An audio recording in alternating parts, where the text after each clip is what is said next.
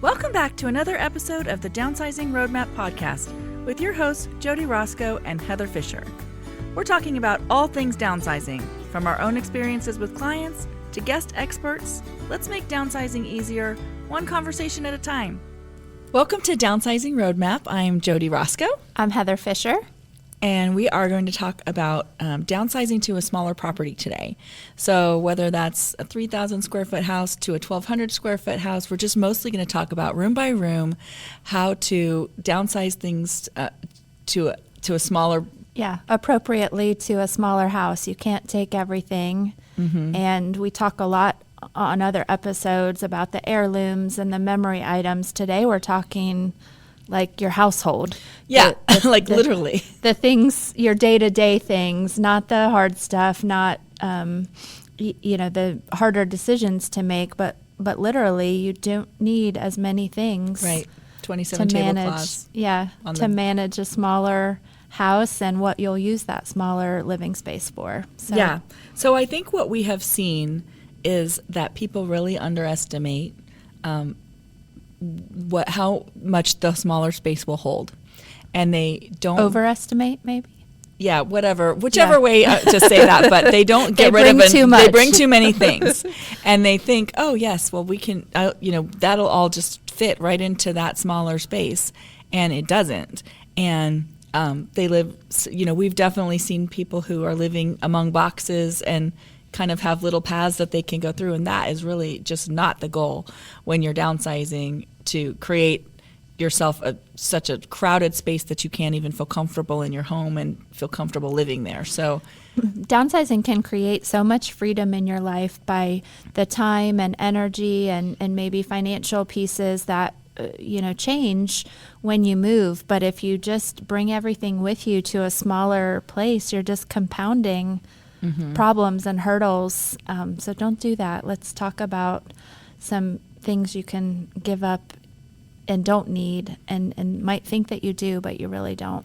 Yeah. When we have people who are moving, when we've, helped them sell their property, and they get boxes, and then they get more boxes, and then they get more boxes, because things just seem to come out of everywhere, out of the cupboards and out of the garage and the attic and all the things. And it ends up being way more things than you even think you have. So number one, I would say start early on this process. I know that's what we're always preaching, but just get started on it. You can wait. You don't have to move right away, but have that in mind when we're going to talk about this room by room kind of guide. But have in mind how much you think you can take to the next place as you're doing that.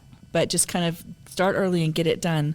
But like, for example, we're going to talk about how to determine what to keep and what to let go. We're going to suggest numbers of things for your rooms, and space-saving tips for a smaller home. That was a lot of S's there. Yes. And then we have a checklist of what we can go through. So let's start with the kitchen. We have a lot of things in our kitchen. A lot of people have a lot of things. Yes.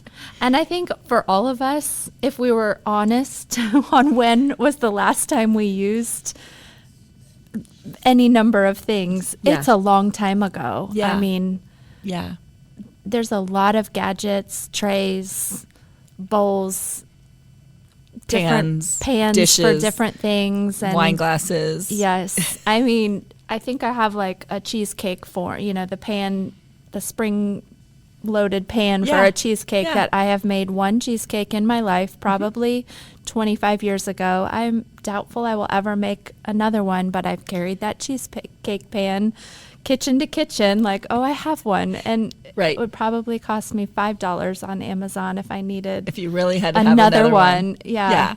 So, or you could probably borrow one even from somebody for the amount of times that you make cheesecake, because it's not like that's a daily thing that you do. Right. So I think there's a lot for any of us that if we were honest about how much we use things, we could all reduce. But certainly if you're going to a smaller space, it will make your life better if you reduce and just have space for the things you are going to use. Yeah. Yeah. I think that things that multiply for me in my kitchen are the like whisks and spoons and like all of the Spatulas, that yeah. drawer it just seems to get. We buy new ones and we don't let go of the old ones, and I don't listen to myself and all my advice sometimes. I will clean it out every once in a while and be like, why is all this stuff in here? But I think some of that stuff really, for me. Yeah, we got those drawer dividers that go front to back a couple years ago. And so instead of one giant drawer Messy. where everything's all tangled, it's got the sections. That was a game changer, actually. Okay. Because you had to kind of think compartment-wise. And I don't know. That was one thing. I don't advocate for a lot of organizing things, but that definitely helped my drawers. Well, I think organizing things are okay, unless it's like buying more bins to put your stuff in bins in the basement or the attic or whatever because you're hiding it and you're not looking at it. But I think like inside drawers and things that really do help keep you organized and honest, because like if the whisks go in one place and all of a sudden you have somebody gave you something or you got, whatever, now you have 4 of them, then like, hey, I don't need all those. Yes, and it's always the whisks that are tangled with everything else. Always. They're all big and bulby. Yeah.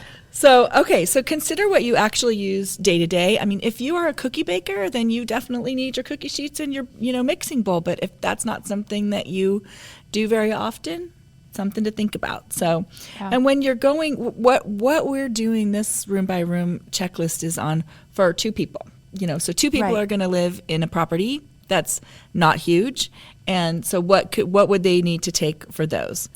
I think, Jodi, a lot of times in this move, whether it's to a condo or where it is, when you're taking this step down move, a lot of times part of that is holidays and things shifting to someone else's house because of the space and those considerations. So, there's a little bit of emotion around, that you're not going to be the host for those. But if that's the case, either pass some of that to that next host so the family traditions can carry on, but also be realistic on whether you're going to be having people in the numbers that you may have had for different occasions before, and not needing to keep hosting all the paraphernalia that comes around hosting, I think fills a lot of our cupboards. Yeah, I agree. Guests and all of that coming over and whatever. And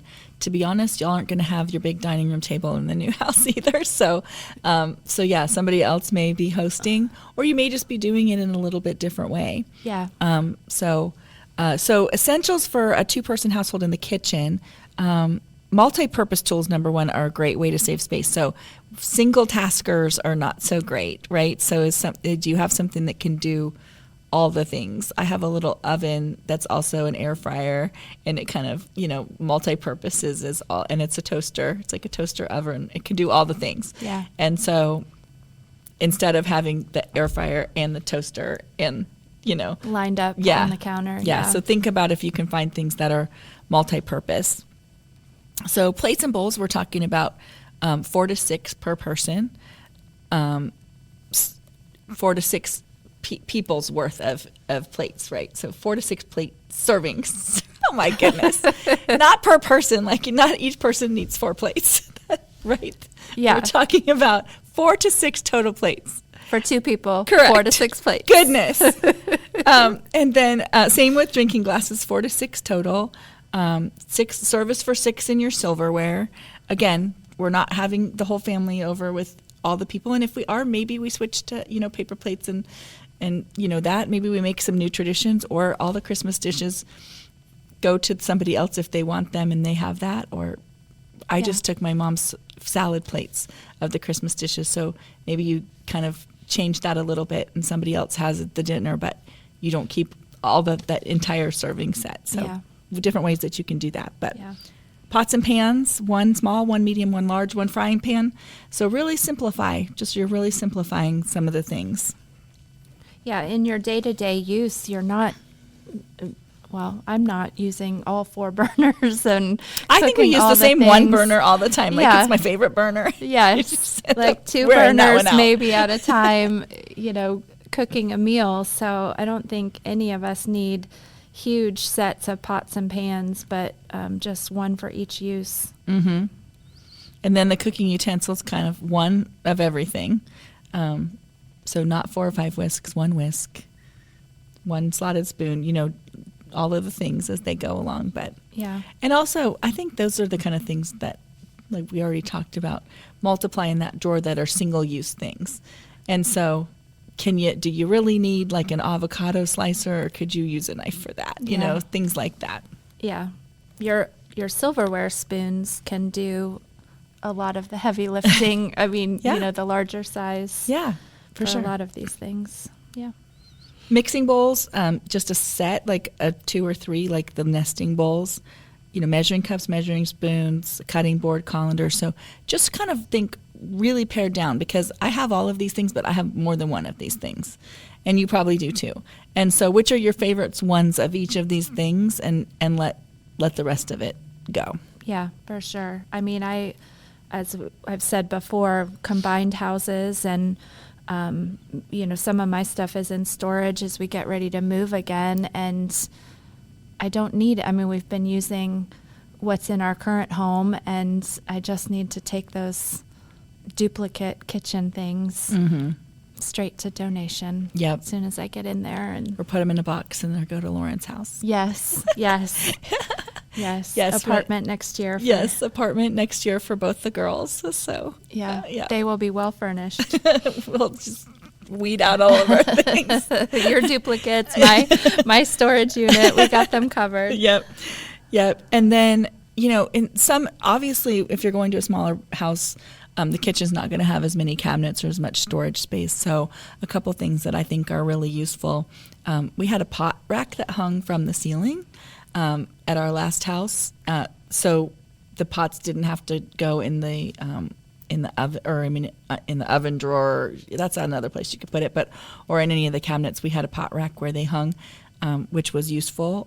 And I just bought on Amazon. They had these these spice racks that actually are magnetic, and they go against the side of the refrigerator, and so you can put your spices and they just line up, and they're black, and my fridge is black, and they just kind of line up there, and then your spices can go on the side of the refrigerator. So you can find some good storage. Yeah, I think too, to some degree, thinking vertically on storage, where you're going to have less floor space if it's a smaller place. So where can you go onto the walls for storage where you can still reach it? It's not, don't need a step ladder, things like that, but where can you go up or use a wall surface or the side of your refrigerator? Like you said, there are a lot of ways you can store things without another piece of furniture, another cabinet, another shelving unit,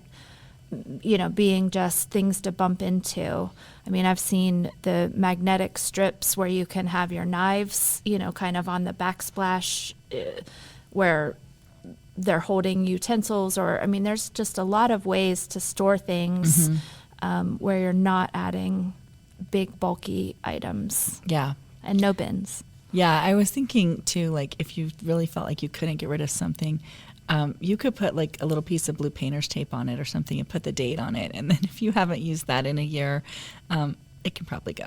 Yeah. So just kind of little tricks on how to help yourself realize that we only use 20% of the stuff in our house most of the time. Yeah, absolutely. 80% of the stuff is not being used. That's crazy, but yeah.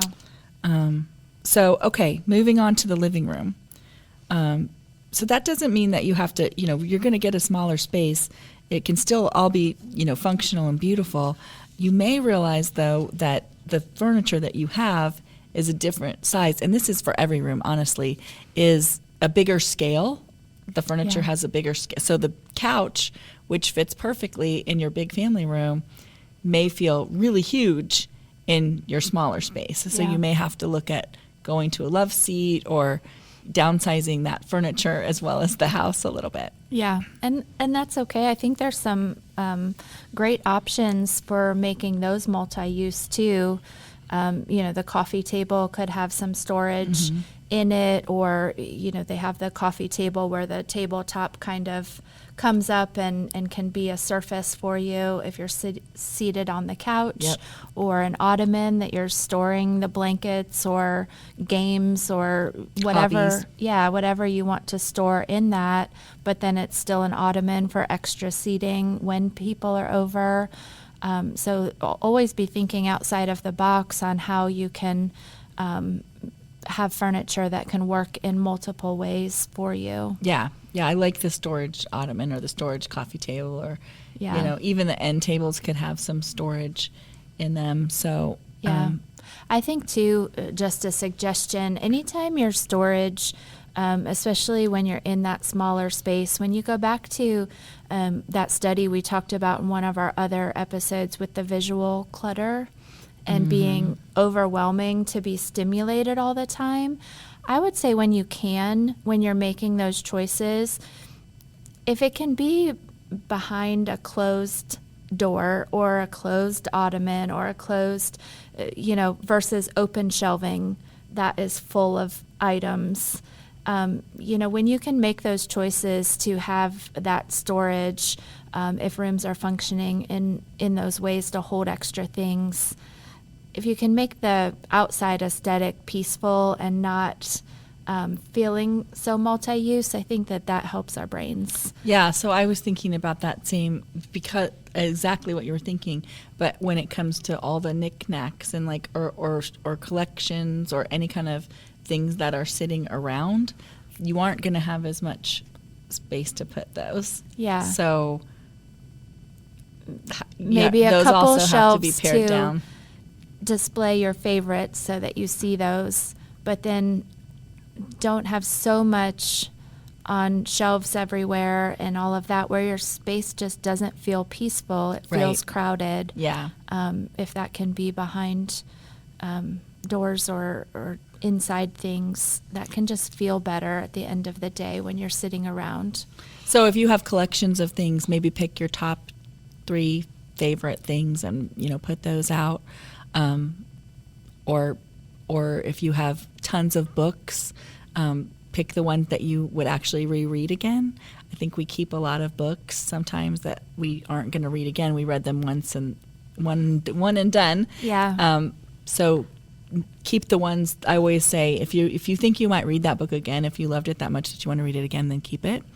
Otherwise, Yeah. And I think, again, going up off the surfaces and onto the walls when you can to display those treasured items, and keep room on the surfaces so that you can, use those day to day for whatever you need to. If you don't have the giant dining room table that becomes a collection spot and you just have one small dinette table that is going to be where you eat and pay bills and do a puzzle or whatever, the more stuff that it's not the holder for, the more space and freedom you'll have to switch activities. yeah.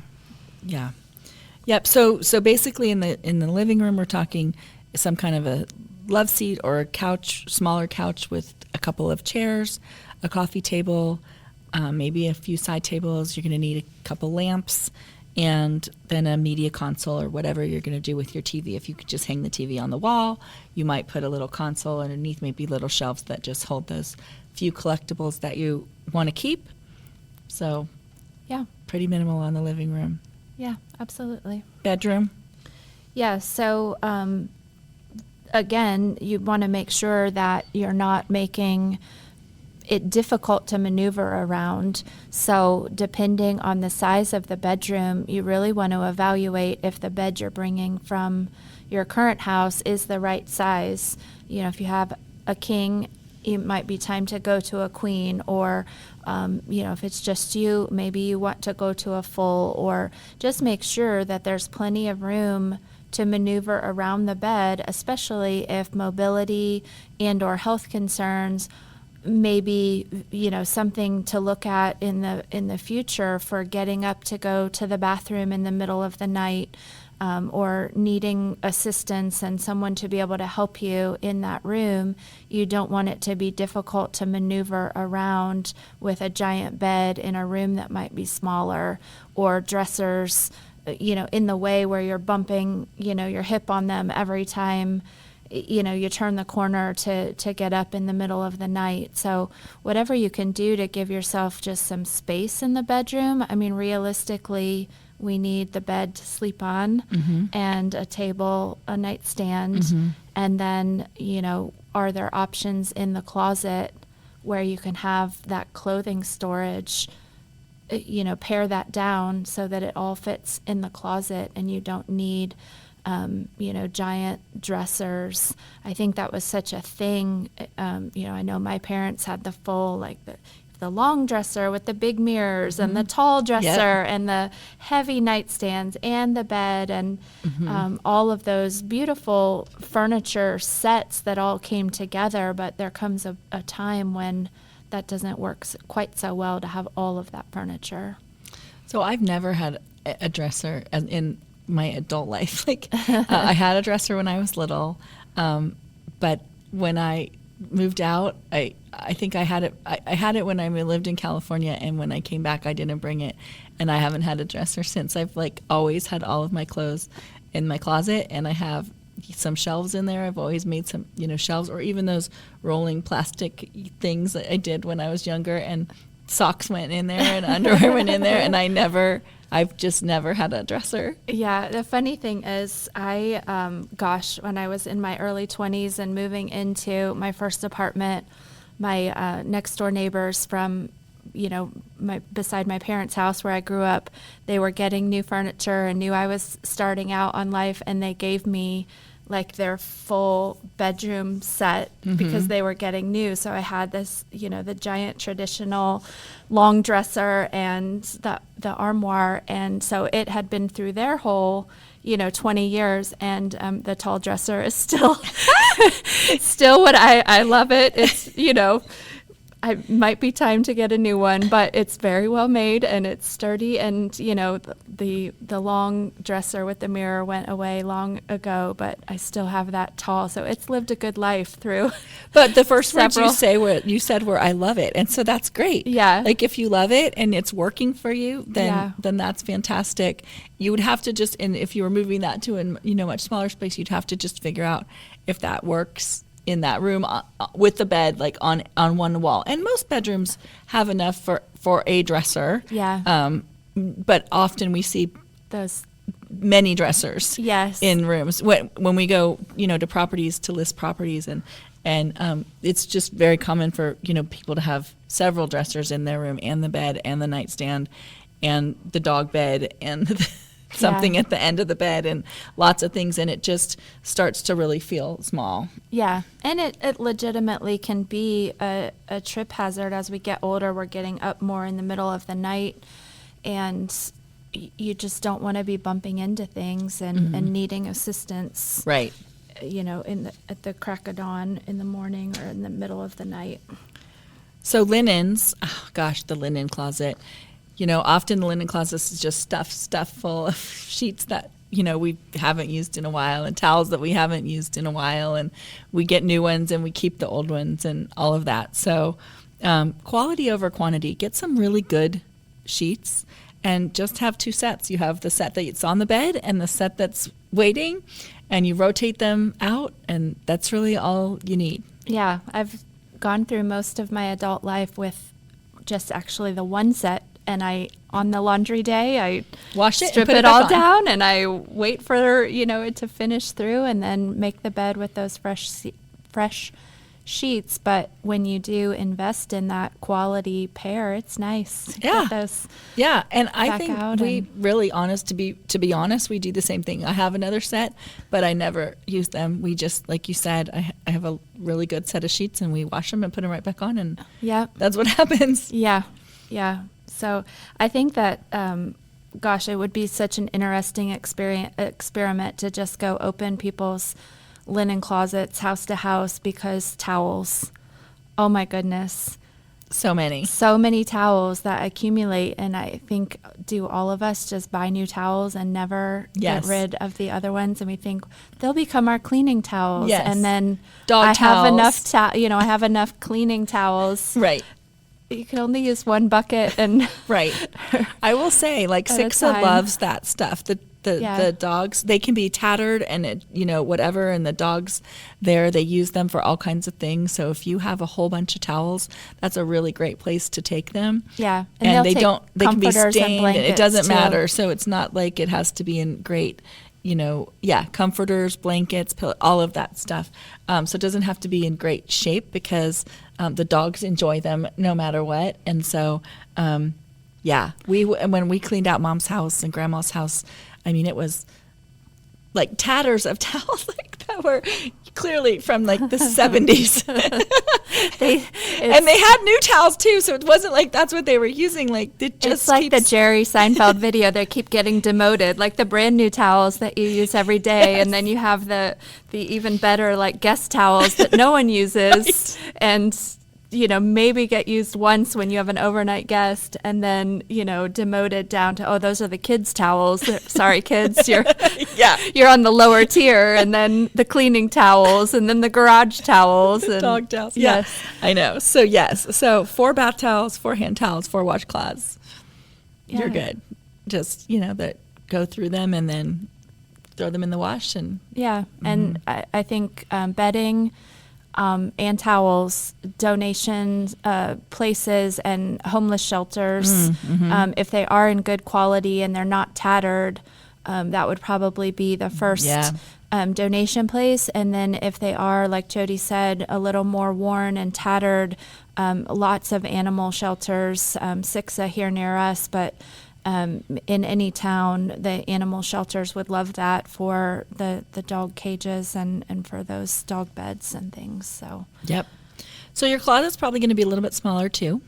So going through your clothes, following that same 1-year rule, if you haven't worn it in a year, you're probably not going to. So again, if you start this stuff early, you can clean out your clothes, put it all back into your closet, put the hangers backwards on the rod, and a year later, if you haven't washed that thing and put the hanger back again normal, you don't need it. yes, I was finishing all the laundry yesterday, and I was like, wow, I have 4 things to hang up and only 4 hangers of my matching hangers. So I am at my limit. At your limit. I am exactly one more there. shirt and you have to So- get rid of something. Exactly. So what Exactly. she's saying is have a maximum amount of hangers that you have, and that's it. And if you don't have a hanger to hang something up, that means it's time to let something go. Yeah, absolutely. I thought of you yesterday as I was hanging You're like, things I'm out up. of I'm hangers. like, this is the last one. Good thing it worked out this way. Yeah. Bathroom. So, oh my gosh, that's something else that I think really accumulates is products that you thought you were going to use or whatever, or you used part of, or makeup, or any of that stuff, and also old medication that you haven't, you took whatever that you needed of it, and there was still some left, and there's so much in bathrooms that I think can be let go of really easily, honestly. Yeah, and it's a hard one because, you think maybe I'll use it, and you just don't. If you haven't, if you've moved on to some new cream, shampoo, lotion, whatever, you aren't going back. You didn't use it. You didn't finish it because you didn't like it. Like for whatever reason, you felt inclined to buy something new. And so the other one's got to go. Yeah, I think too, we tend to get some of those products as gifts around the holidays and sure. things. And so really, if you have that forethought when you get it, before you've opened it, if you just know you're going to stick with your own stuff, those are great things to donate again when they're unopened and unused.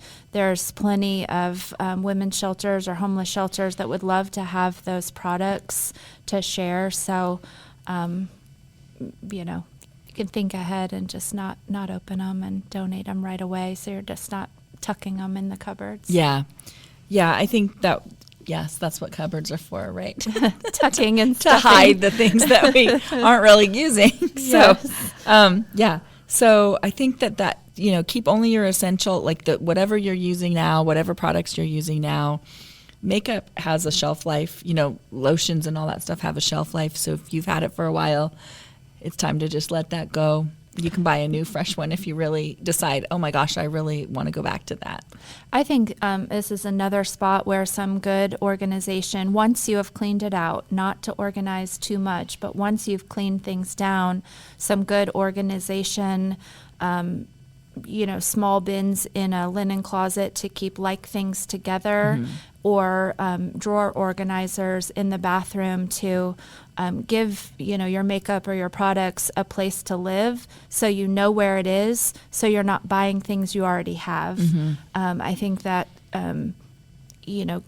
condense all of your Tylenol, your day-to-day medications in one spot, so you know if you're out and you don't end up with 4 bottles around the house of the Advil or whatever it is. Well, and I think that's a great tip too for the new house, because you're going to have less storage in the bathroom probably. Same thing, you can use things on the wall, shelving, and whatever. But you could have a little bin of the stuff that you use every day, and you just pull that out, put it, use it, and put it back under the cabinet. And so you just keep it all together. But yeah, you're going to have a little bit less space there. So maybe wall-mounted shelves, maybe an over-the-door hanger. So this is where we think organizational items to help you organize are good, but also you have to limit it first. Yeah, start with paring it down before you organize it, and then you will know exactly what you need. Keep limited backups of stuff. This is hard for me in the toilet paper department. I'm on one of those that feels like I have to have a lot of toilet paper all the time. But yes. Don't let my husband listen to this episode. I need lots of backup on the paper products. But I think if you have what you need and have what that comfort level is for the space that you have. Yeah. If you have the space to the spot to manage what feels like a comfortable level to you, that's okay. Just don't have it spreading out and causing disruption other places because you're storing too much. Yeah, you can't fit anything onto this thing except your extra toilet paper. So now your bathroom items just live all over the counter all the time or something. Yeah, so find that spot and keep that stocked up with a manageable amount. Okay, moving on to your home office and other spaces. So maybe you still need a desk and you have a small office area. Maybe that's a hobby room. Yeah. Maybe that's a reading room. Maybe you kind of have some kind of a flex room in that space. So a tiny, a compact desk would be good. This room is harder to say exactly what to bring because it just depends on what your hobbies are or what it is that you are doing. I have a client who's going to have a Lego room. They love doing Legos, and that's what they're going to have. That's amazing. Yep. I love that. Yep. So whatever that room is, then you need to take, what if that's a desk, if that's another little love seat because you want to sit and, I think the key is when you're being smart about decluttering all of these things, it leaves that space for what you want to do, whether that's Legos like your client or puzzles or whatever your hobby is. When you've, listened to our episode on paper clutter and you've reduced that down to just one box and you've, streamlined your photos and you've made all those decisions, then when you find this beautiful place that has that second bedroom or flex room or study, the world, it's open to so many fun things that match your interests and not a storage room. Right. And so that's totally the key is think back to our step one for everything, be dreamy about that room. Right. What would make this an amazing room that I want to spend my afternoon in or come home to? Thing. Yeah. What is that? And how can you make the room function that way versus, we have a second bedroom. Look, it's like a storage unit. Yeah, it's got Look all how the many stuff boxes we crammed in there. can stack to the ceiling. Yeah. Don't do that. Be dreamy about what that space could be and then manage the other things to leave that space for it. For sure. So, and then you got to downsize the storage and the garage and the attic and all the stuff that you've put off making decisions on until now, and now it really genuinely isn't going to fit. Do not go get a storage unit to put it in there because you can't decide on what to do with it. So you definitely want to now take that time, figure out if those are things that you're going to use. It's not doing anybody any good in a bin or a box in the dark basement or attic. No. So somebody can use that item somewhere in this world if you aren't using it. And if you have forgotten that you absolutely love it, then get it out and be in that small group of things that you want to display. Find a place of honor for it and use it. Yeah. Yeah.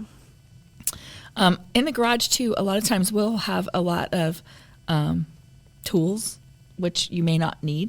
You know, maybe it's a condo and you aren't going to have to do any yard work. Woohoo! And so, you know, all of the yard tools can, you know, go. Limit your holiday decorations. You're going to have less spaces to put your holiday decorations up. So just picking your favorite ones. If you used to put up 3 Christmas trees, you're probably just going to put up 1 Christmas tree. So. Yeah. It's really an opportunity, too, to make things a little bit the same and a little bit different. Yeah. So you don't have to recreate the exact way, you know, your decor, your, you know, furniture, your decorations. It doesn't need to just be replicated in the same way. What fun to be able to redecorate with pieces of your own things and maybe some new pieces and make it a totally, you know, new space that feels like you and has some of that nostalgia, but also is just a new house. I mean, that's exciting. Yeah. You don't want to forget that piece of it. Yeah, that it's a fun place that you want to come home to, not just, you know, you've tried to cram all your stuff into it because you needed to go smaller. So that makes it feel like bleh, versus, you know, giving it that grace to giving yourself the grace to let some of that stuff go so that you can create a new space that really feels amazing to you. Yeah. And if you have the resources, there's some amazing people, you know, designers or boutique owners and things that can help you mix your pieces with some new ones to make it really fabulous. So if you've got that a little bit of budget to have someone help you, that can be a fun process to be like, here are the things that I want to bring that I love so much. And they might have some creative ways to turn those furniture pieces into multifunction or incorporate some of your accessories in a way you hadn't thought of so you can love them and enjoy them without crowding yourself out. Yeah, maybe change up your color palette a little bit to have it feel fresh. Yep, do some things like that. So, okay, so be honest with yourself about your heirlooms and your collections and your hobbies. A lot of people are serial hobbyists, right? They get all excited about a hobby and they start doing that and then they let that one go and move on to the next one, and then, you know, the carcass of the of the old hobbies are still, you know, laying around not being used. So if that's something that you tried and it wasn't for you, let it go. You're not going back to it. Yeah. You know? Yeah. Hard to convince, but, you know, maybe the better plan is to start a new hobby on less purchasing and try it, you know, with items on loan, borrowing equipment, or, you know, on a smaller scale until you really feel like this is going to be the hobby for me. Yeah. Yeah. So, so digitize your photos and documents. So that's a key. Storing a lot of paper is probably not, you're not going to have the room for that. So make sure that you get those photos digitized, keep only those important papers. We did a whole podcast on paperwork. So go listen to that one and figure out how to really pare yourself down to the essential paperwork that you need. Absolutely. So limit your books to a small collection of the ones that you would read again, you know, just the things that we've already talked about. Just keeping those few cherished things. So, yeah, I think all good points, and we will talk about all of those categories in depth, have on some of them and will on future Yeah, episodes, we'll of do course. photos and all the things. Yeah. Stay tuned. Yes. Yes. Because So- those are the harder ones, honestly. We do have a podcast on heirlooms too, if you want to dig deep into that one. Yeah.